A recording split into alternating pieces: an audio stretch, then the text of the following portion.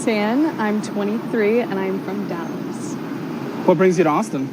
I needed a bit of a change in life, and this was the city to do it in. Yeah, okay. So what brought you here specifically? Any work or any school, or was it just a change? Yeah, honestly, I had a friend that wanted me to come down, and that was a great opportunity for me to dip my toe in the Austin pond.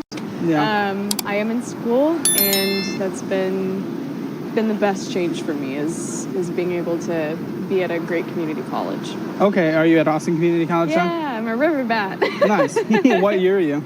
I am getting my associate's degree. I'll actually be finished this semester. Very cool. What do you want to focus on? What's the degree focused on? It's focused on psychology. I will be transferring to a 4-year university to finish out my bachelor's degree. And I'll be pursuing a career that is focused in psychology. Okay, so you're going to get a 4-year psychology degree and then a career focused in psychology. Yeah. What kind of job specifically are you looking for? I would either pursue a more advanced degree for clinical psychology, or I'd want to work in a nonprofit.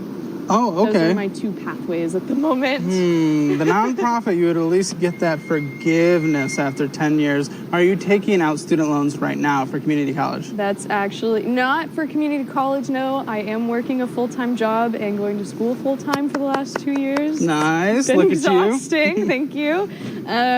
But I might end up having to take out student loans for university, and that's been something I've been trying to explore, and it's stressing me out. Why do you think you'll have to take out student loans?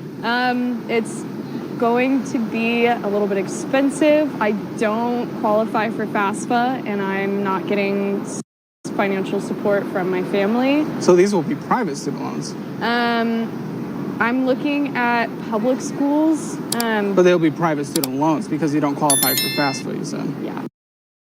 So I'm still trying to determine what all that would mean for me. So, private student loans are usually pretty predatory with their interest rates. So I've seen as of late, especially with all the new information coming out from the White House and all that fun stuff. And student loans are usually pretty predatory with their interest rates. So I've seen as of late, especially with all the new information coming out from the White House and all that fun stuff. And interest rates are rising as well. Yeah, so this is a decision you have to make pretty quickly because you're almost done. Are you going to take a break at all between the 2-year, 4-year? No, I cannot because I am farther along, and I think waiting would decrease my chances of getting into a university. But it'll just be an interesting journey financially on that front. Yeah, especially if you go for that higher degree after the fact. So I met someone who got a higher degree in what you're just talking about right now, and I think he was $60,000, $70,000 into some pretty rough debt. Yeah. And he's looking at essentially waiting forever to pay that off. Now, some of the student loan stuff has changed where, potentially the income-based thing where you can pay 5% of your discretionary spending, and then after, what is it now? I think 10 years, if it's under $12,000, it'll get forgiven. But you can be well above that, unfortunately, if you're going down the path that you're talking about, right? Yeah. I have an accountant that I've been connected with that I'm going to have to talk to about financial things because it's something that I'm not educated in at all, and I feel a little lost in the dark in that way. So I really don't know what decisions to make. So why do you think going into likely high interest, many tens of thousands of dollars in student loan debt for this 4-year degree and then graduate degree is worth it to you?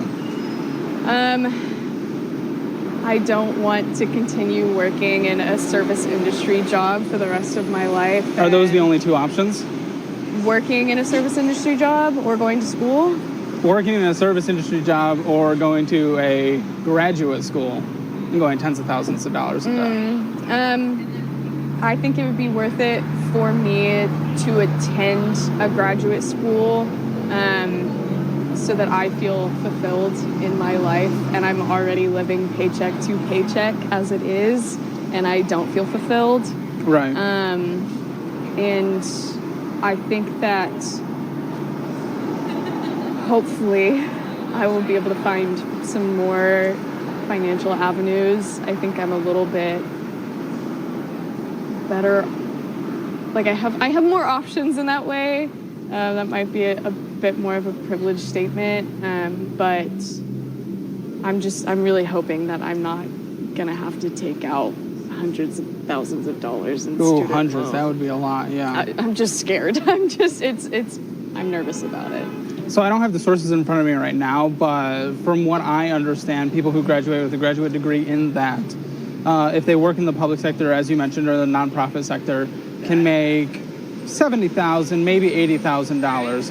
But for people who work in the private sector who are well established, they make kind of up to $130,000. If you're, say, $75,000, maybe $100,000 in private student loan debt, depending on where you decide to go, what is your action plan to pay that off post-graduation? I'm not going to lie to you. I don't currently have an action plan. I don't have a huge plan right now. I know that's not a very educated answer to give. School's just been a really scary thing for me in general. And I have had some support. But I've been saving up a lot of money for the last 2 years working to be able to help pay for some of my university costs. How much have you saved up? I've saved up several $1,000s to be able to pay, but it'll just be a little difficult affording rent. Like I'll continue to have to work some sort of job. Yeah. Yeah, definitely don't use the student loans for rent, please. No. I had a roommate that did do that because she had no other choice. Many people do. Yeah. What do you do for work? I actually work down the street. I work at Neighborhood Goods. I'm in retail. I'm an associate, and I also detail private aircrafts. So I have 2 jobs. That's cool. Yeah. I'm looking at getting some more hard skills so I can maybe do a work from home job that requires like using Excel or like data entry or something, and trying to find like a cheap program. I've been asking everybody and anybody who works in tech for information on that. Well, but I know just on LinkedIn, in the Austin area, customer service jobs that are remote, and these are Austin-based companies, like $40,000 starting for a remote job. Now they are 40 hours a week. Yeah. So you could also do sales. Sales is endlessly hiring right now. If you have any kind of background in that, and you do work retail, so maybe you do. But, like up $60,000, $80,000 working